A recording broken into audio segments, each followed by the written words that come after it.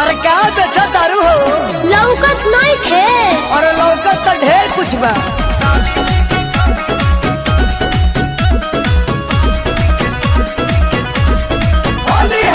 Angle music Kumar Ramesh की प्रस्तुति। Market में बिके हर एक माल धस के, होली में चिखला न देत बनी हंस के।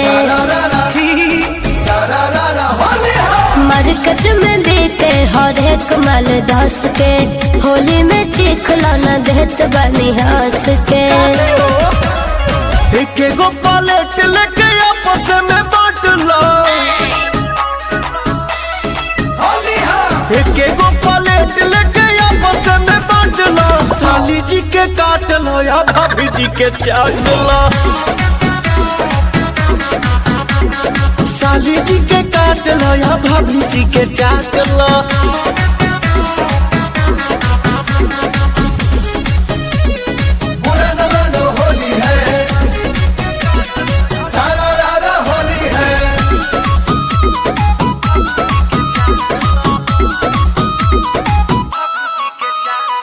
बेचेली भौजी चौक पछोला, बेचेली भौजी चौक पछोला।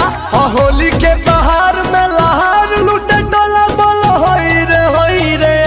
जाए दो काफी बा बे, होली भर माफी बा।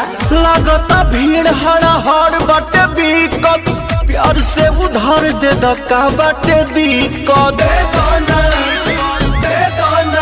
खाली भर होली खातिर डिस्काउंट बढ़ुए, मोला बगली में कितना अमाउंट बढ़ुए। दूगो सिक्का कम बाटे हमारा से 8 लाख। कौन ना चलिए देवता। दूगो सिक्का कम बाटे हमारा से 8 लाख। साली जी के काट लो या भाभी जी के चाट लो। साली जी के काट लो या भाभी जी के चाट लो।